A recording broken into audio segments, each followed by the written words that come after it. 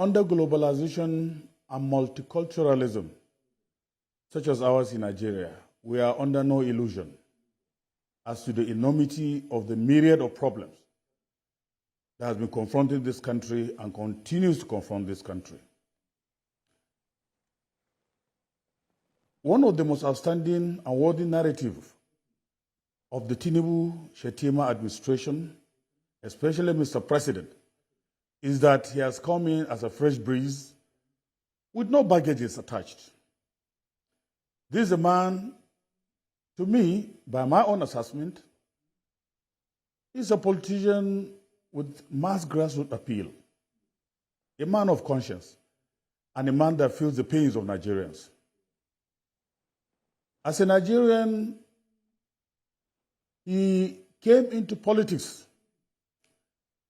with having the background of very patriotic and nationalistic intervention in the process of good governance. Because he came and met Nigeria in a very dicey situation that is lamentable. Before his coming into office, Uncle Yeri, you'll agree with me, that this country was plagued by challenges of corruption,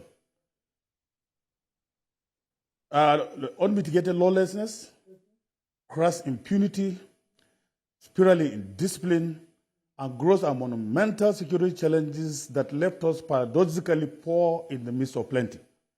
And therefore, he had to come in to change the face and character of governance. And in doing that, a lot of people today are feeling the pains. But this is a president that feels the pains of Nigerians. And under any guise or any situation that we find ourselves as a country, even globally, before we enjoy under certain parameters, we must have some pains. And these are the pains at the moment that Nigeria is being confronted with.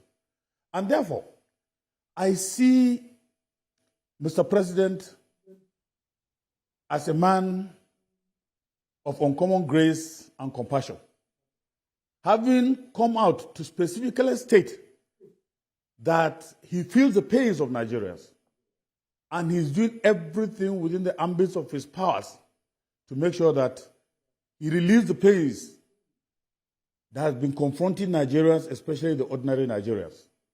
That is why today the man has not rested. Since he came into office, he has been going from one country to the other, trying to see how he could mobilize human and material resources, especially in terms of investment potentials, to see how he could bring in resources to make Nigeria a better place for Nigerians. And in so doing, I feel the pains of Nigerians because as one of the downtrodden Nigerians were under pains, it's agreed.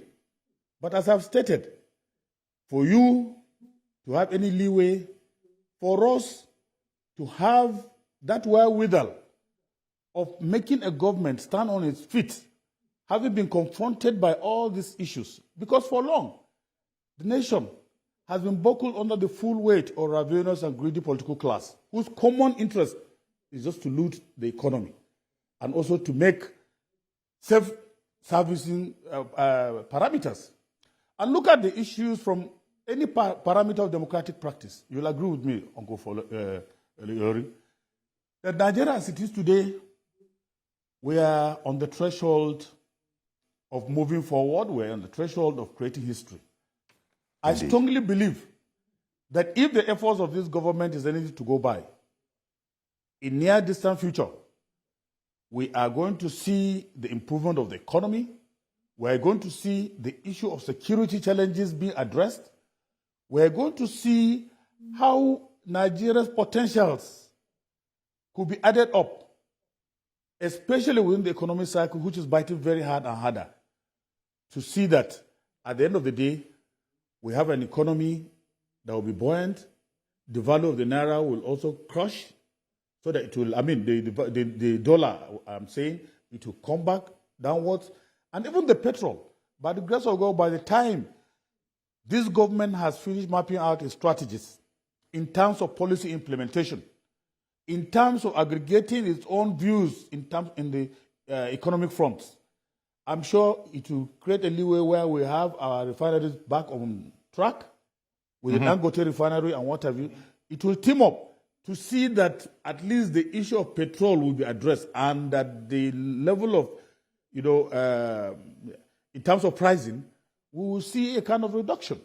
So to me, Gori, in the 4 months or 3 months or thereabout of the Tinubu administration, I have seen a brighter future. I have seen vision.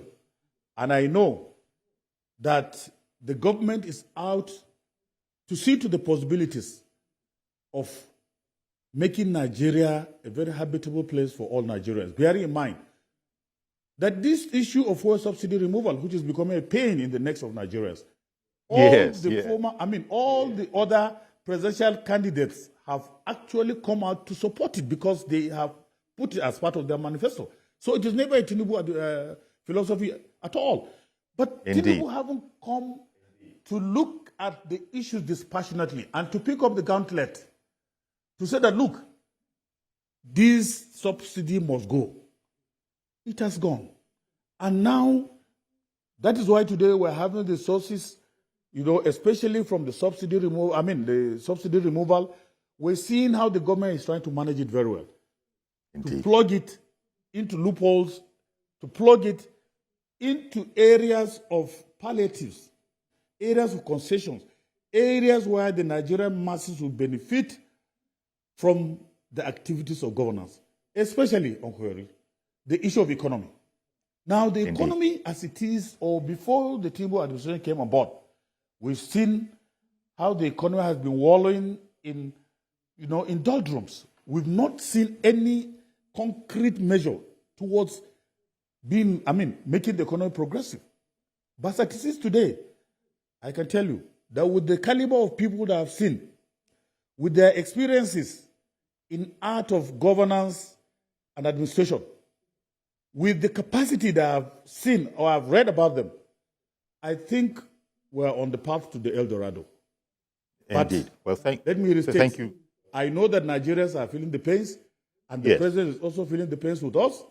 It is right time for us to team up with the government, to team up with the Tinubu administration, to see how we could propel the wheel of progress for the advancement of democracy and also for the advancement of the common good of Nigerians for better lifestyle in Nigeria.